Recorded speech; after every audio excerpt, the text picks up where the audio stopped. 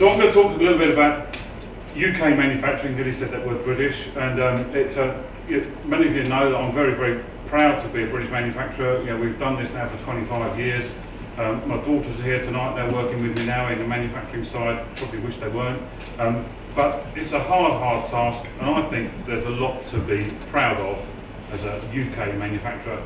And I've got a few slides about some of the companies that I think are great British manufacturers working in the UK, and my slant on some of the takings on that. But before I do that, let's talk a little bit about us. We don't normally have a plug about our company, but I guess we've been spoken about quite a lot. Since the last event, we went off and bought Lincoln, which has been a bit of a slow burn for us. There's a few shocks, a few moments that we wondered what we've done, and Lee has asked me many times, why did we do this? We then went off later this year, literally about 6 or 7 weeks ago, and bought Technoflex. But something else that we've been working on very interestingly is the RFID project that Martin Cotton has been involved in, and we've formed a joint venture with Martin and finished off the global patenting of the RFID in board. So in our group of companies now, as you can see here, we've got Lincoln, Stickleback, Link Circuits, which has got the RFID patents in it. So we've got the global patents for the RFID in board, which we're hoping to develop and license out that technology over the next few years. And with the Technoflex business, we've now formed a new company called Spirit Technical Solutions, and we're going to, I'll go to the next slide. So this is our latest news here. So this acquisition, I believe, has cemented the future of Lincoln. We've gained some fantastic business. We've taken some great people on board. They're not here tonight, in case you meet them. But we're really going to just move Lincoln forward, and hopefully in the next 2 years, double what it was doing. Steve Thornley joined us from Eurotech recently. Graham Temple's joined us from Technoflex, and there's a few others. Ian Hood, if he turned up, I didn't hear him yet. But he's joined us from the slot, so we've got some great people around us, and we're really hopeful that we're going to make a good company of the Lincoln Technoflex combined business. So when we first went along to Technoflex, we went there for an equipment deal only, and then it just sort of multiplied thereafter. We've been working with the administrators. We've now secured a deal to buy the building, and we're going to operate the factory with about 10 people in there and offer subcontract services to our own group companies. There'll be some pin flex assembly, some bonding, and so just use it like a mass land facility without breaking up the whole business. So just watch and see what happens over the next few months, but I think that it's going to be a couple of years before anything more significant happens than us just buying it. But the early signs are we've got some good support from the customers, good support from the staff that we've taken on, and it's a little bit slow at the moment integrating into our group.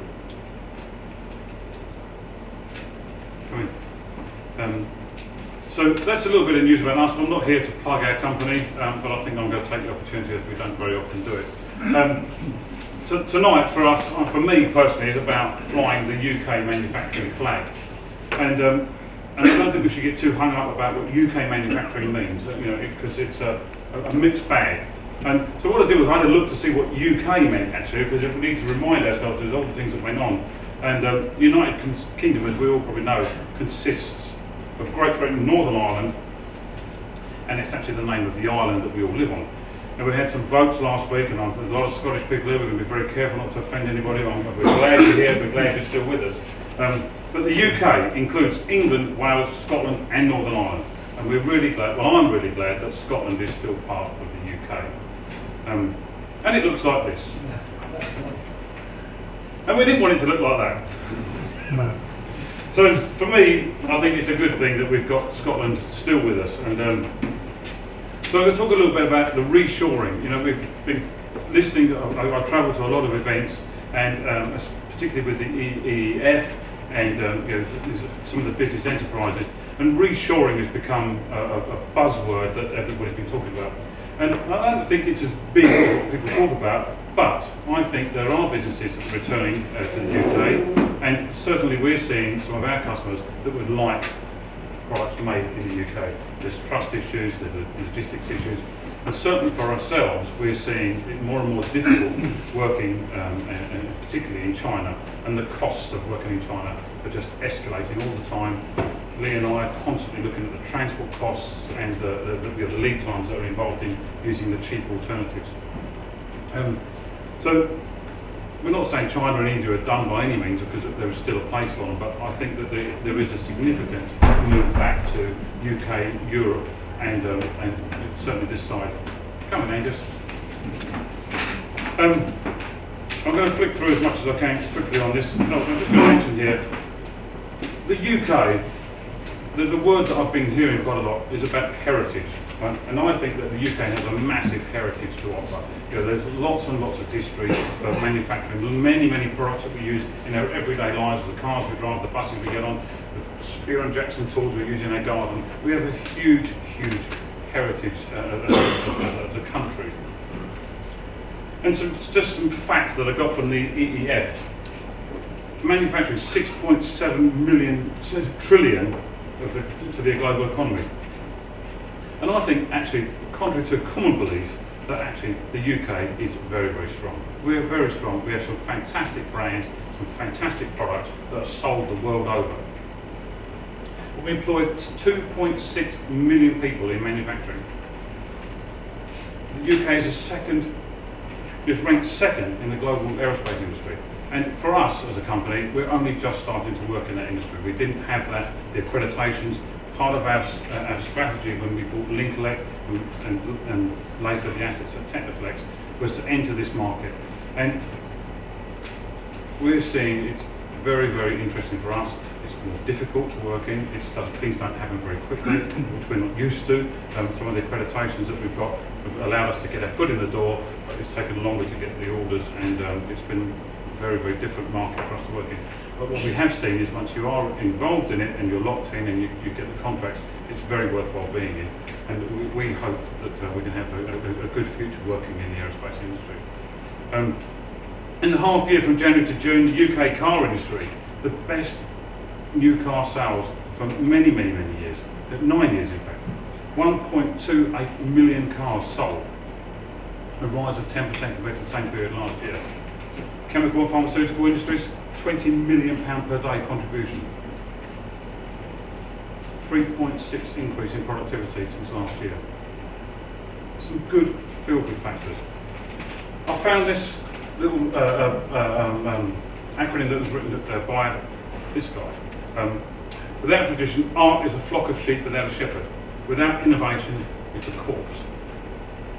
This dude. Right? Very controversial guy many years ago, but we need innovation, and I think England is a fantastic place for innovation. Many people, there's people in this room tonight that are innovating all the time, whether it's in process, in products. We need innovation. It's the lifeblood of our country, the lifeblood of industry. Aerospace industry, 100,000 direct jobs in the UK aerospace industry. ABS, over 850 members. You can see the figures here. 75% turnover to export. Fantastic for our country. 17% of the global market share. The automotive industry, and I think this is an interesting one because I think people underestimate how strong our automotive industry is. You know, you guys went to Rolls-Royce, so I'm not going to talk about Rolls-Royce because I know that David's going to do that, but that we have some fantastic high-end cars in our country that are admired the world over. Today we saw several hundred of them in one place alone. 2.6 million cars registered in the UK. 2 out of the top 10 selling cars are built in the UK. And when I was saying earlier about getting hung up about UK manufacturing, it doesn't have to be owned by a British guy or a British company, you know, or a Scottish company, a UK company. You know, if we've got German investors, Chinese investors, it doesn't really matter. If it's made in the UK and we can have the credence of manufacturing that brand, I still think it's good for our country. 81% of the vehicles made in this country are exported. You can see the figures, I'm not going to keep repeating the slides. The defence industry, again, we've just put our toe in the water in this market. It's difficult, but it's secure, and it's the second biggest defence exporter. So for us, our company, we've been used to working with orders that we receive on a Monday, deliver on a Friday. We're now receiving orders that might take 2 or 3 weeks to propagate into our business for delivery in 6 and 10 months' time. It's a very, very different market sector, and a sector that we're very keen to get involved in. 300,000 people employed in the defence sector in the UK. 9,000 defence companies. Lots of small companies and lots of subcontractors rely on the defence market. We all know BAE Systems, the largest defence company, very, very successful business. The electronics industry, I guess, where we're all employed and where we all work and enjoy life.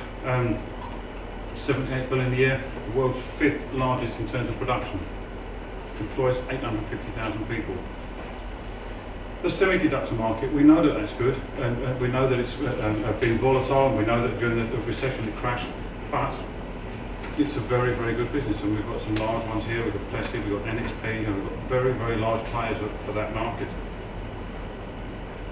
The plastics industry, I don't know too much about this one. 7,500 companies in this sector, 19 billion turnover, exports at 6.7 billion. Big numbers, and I think very, very important again for our country. Food and drink, a massive industry. Excellent contributor to the GVA. Employs over 400,000 workers. 15% of the manufacturing workforce alone in the food sector, and constantly investing. There was a strange statistic that I saw when I put it down. Business in this sector have reduced injury rates by over 50% in the last 20 years. I don't know what they were. There was a strange statistic that I found on the EEF website. So what industries are thriving? The furniture was one that I found, and again, I'll put this paper together in the last 10-12 hours. So the furniture industry, and Parker Knoll, well, all of our grandmas and grandparents had these lovely chairs that, I've just literally done some research today in the Parker Knoll chair. If you had a Parker Knoll chair, you were posh where I came from. And it's a very, very, very successful brand, handcrafted in Britain. And invented by Frederick Parker. A bit of history lesson here for people, but it's just a demonstration of some of the innovations and some of the words that I want you to remember as I talk about things tonight, about the partnerships, the cultures, and the heritages of some of these companies, because they're good brands and they've done it through some collaboration with other people.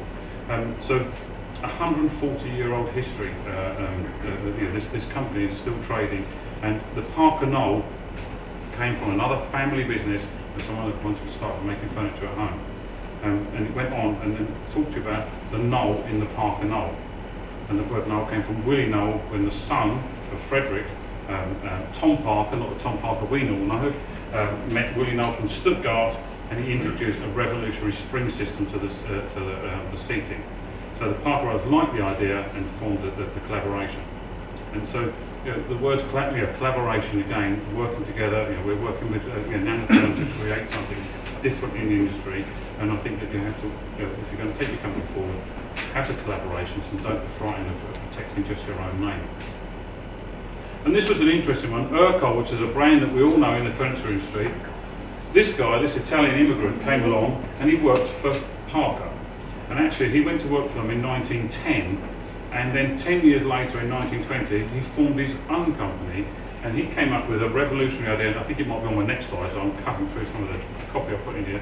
But actually this guy, he came to the country, he couldn't speak very good English, his parents sent him off to English school, but he was a messenger boy, and he got involved in making some furniture at home with his parents. He then went to work and done an apprenticeship with Parker, and then came along and set up his own range of chairs and built his own chairs. And he came up with a revolutionary method for bending wood using steam. And the steam, that method, he then took into the factory, and he created a method for bending wood in a production environment, and received an order for 100,000 chairs from the royalty. And he then took production and looked at probably the things that we call now 5S, and looked at the lean way of working. He created the stacking chairs, and he created a chair with 14 parts being built in 4 minutes. In the 50s he then took it into CNC manufacturing, and he then developed new things that we now call the love seat, which is the 2-seater sofa, and so on and so on. If you look at the history of these companies, there are 100 years and 120 years, some of these companies are still around with good, strong brands, and they're exporting all over the world, in hotels, in palaces, into royalty. So I think that you could have someone working for you for 10 years that comes along and steals your brand and makes some better product than your company making itself. Transport, something that we all take for granted, and there are some fantastic brands. I'm not even mentioning half of them here because it would take too long. This guy here, a Scotsman, which I never knew this, right? A Scotsman, anyone know what company he formed? Come on, you Scottish people, you should be proud of this dude. Buses. Huh? Buses. Next slide. Vauxhall, right? Which is unbelievable. You know, the company started in London, and he was building engines originally, and he was building engines, and he went on to build engines for boats. But he's a Scotsman, and he came along into London and started this company, which later became known as Vauxhall. You can read the slides when you get your pack.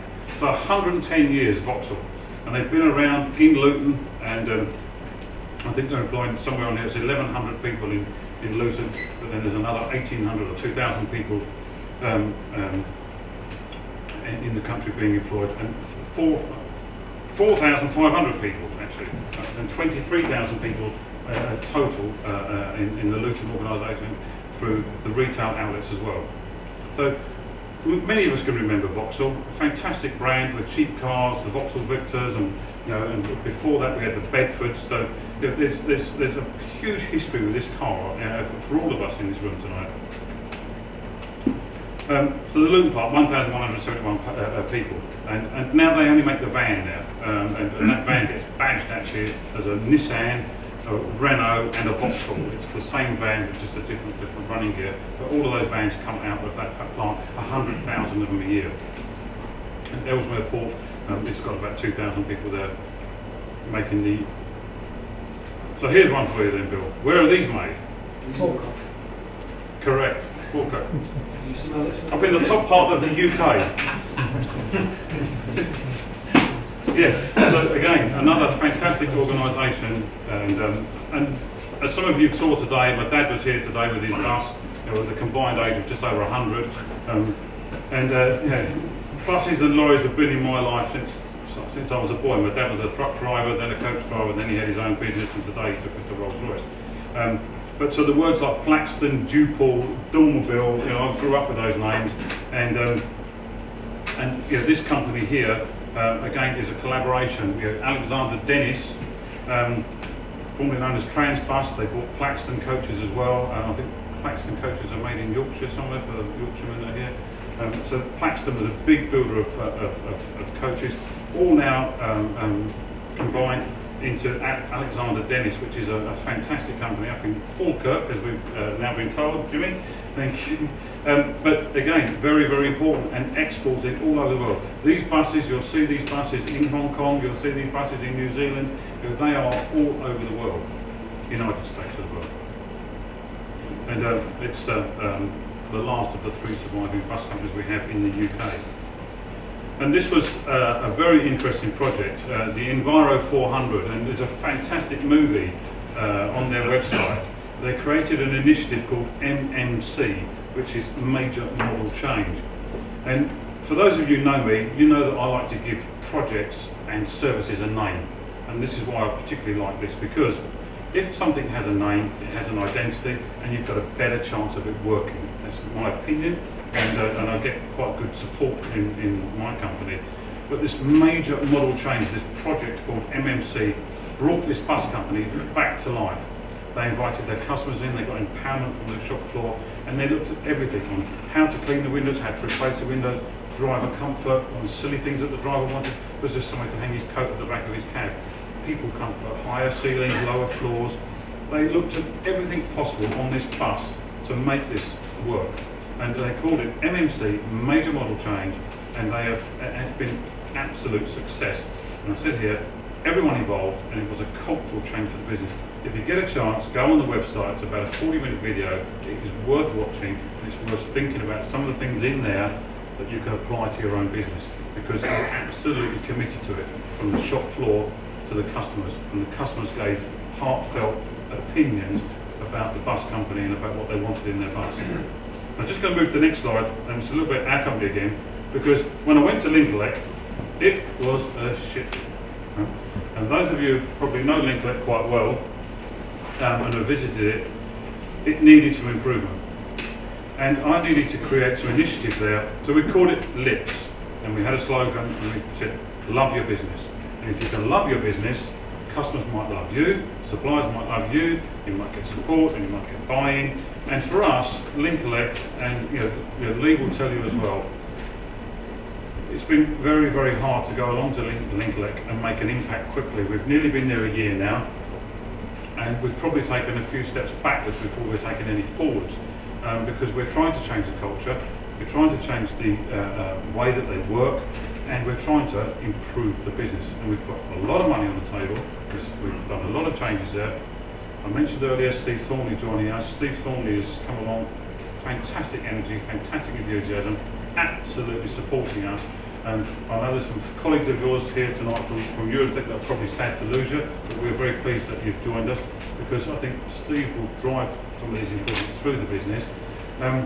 But we had to give it a name, and it's worked. Ian Hood is driving this project hard in the company as well. He did some great work early.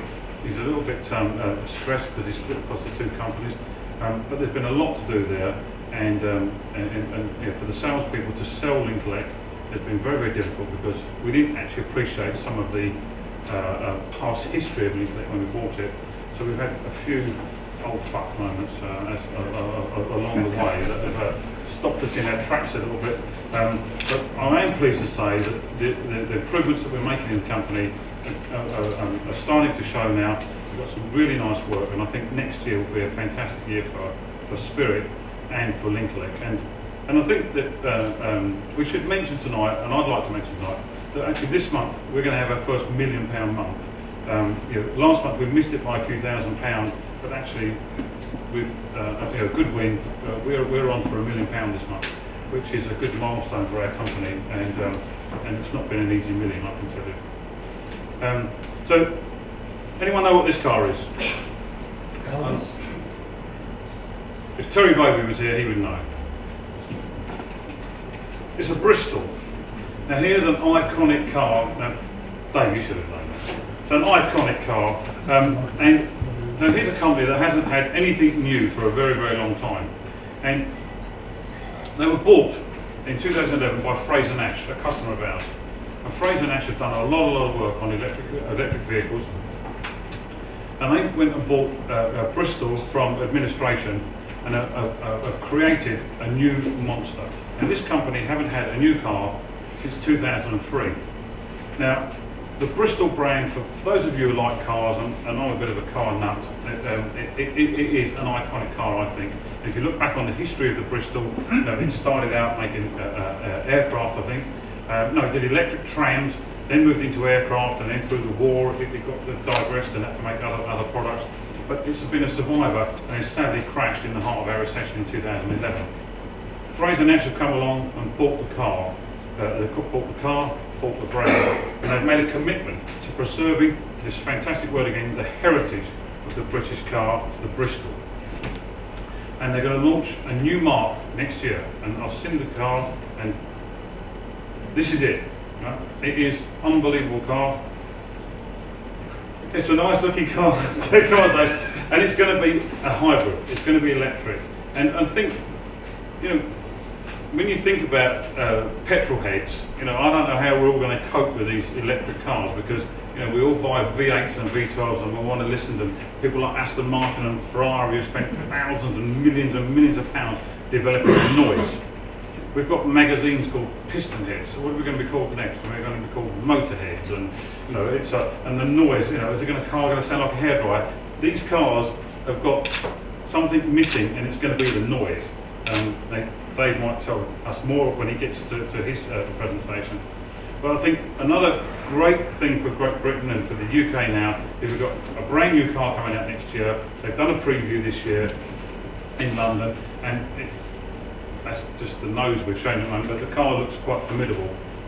So the Bristol car, first new car since 2003, and it's going to be launched at so some of you might know they had a big showroom in Kensington, and they had a lot of old cars in there. They've made in the EU ones. So they've been selling restored Bristols in Kensington for a number of years. People like Will Young and some of the other pop stars have got Bristol cars, really, really nice. They're classic cars. So Project Pinnacle, anniversary celebration for the car. Look out for it. Dave's going to be very interested in looking at that car, I'm sure, but it's a hybrid, and I think another good flag fly for us. I'm nearly there now, guys.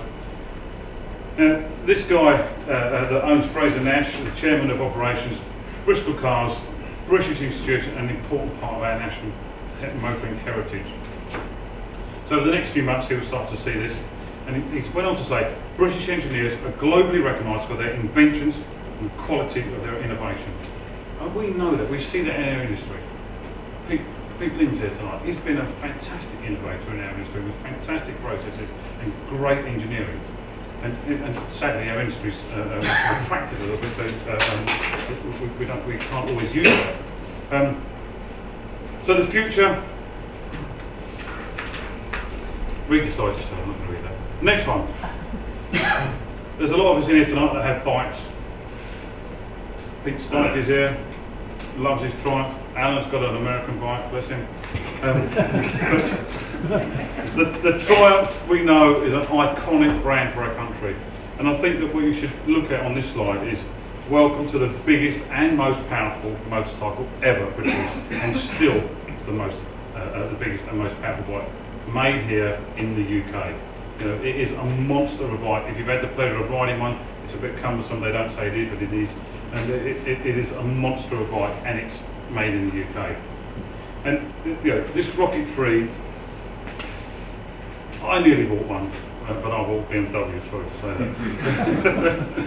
Because it is absolutely a monster, and it is British, and maybe I will buy one at some point, but it is absolutely an iconic bike for us. And I think when you look at the Triumph brand, when the business failed and it was relaunched, it absolutely came back with a vengeance.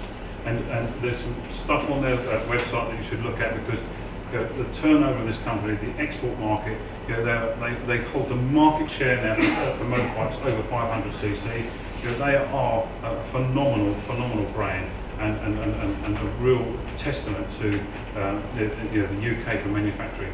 And they had to do a lot of things in that factory and make stuff themselves, because in our industries there wasn't the precision engineers that they needed. Even though they were up there in the Midlands, they were surrounded by engineering companies that just weren't good enough, and they had to make their own nuts, bolts, and prepare stuff because there wasn't enough good engineering to be around them.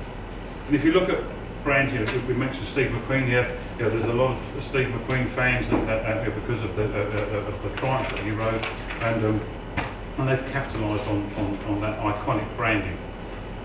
Other brands which I'm not going to go on to mention, I didn't put a Rolls-Royce logo on there because we've been there, done that, seen that, had to move on to the other brands. But these are other great brands that are being made in our country, and we know and love these brands. You know, Aston Martin, Westfield's, great cars. Perhaps not everyday driving cars, but they're great cars. Morgan's, and I know Phil's here, is a Morgan lover, has a Morgan car. Andy Prince has a Westfield. You know, these are great cars. So, this is an email that I received from Maurice Hubert about 2 weeks ago. I'm talking about our heritage of our industry. And he says here, "Hi Steve, very proud to be asked by the Science Museum and the Anglo-Austrian Society with the Dr. Eisler's executors to the unveiling of a plaque. This." Now, some of us are very passionate about this industry, and I know Maurice is, and Maurice knows that I am passionate about the industry. And Paul Eisler, as far as I'm concerned, he was the inventor of the circuit board, and he did it in the UK. I'm going to keep using that word, the UK. He did it in the UK. I was at an EIPC event earlier this year, and I wanted to shout up when a particular speaker claimed that the Germans invented the PCB, and they actually said that Paul Eisler was German in their paper as well, when he is Austrian and he came here to get away from the Germans. And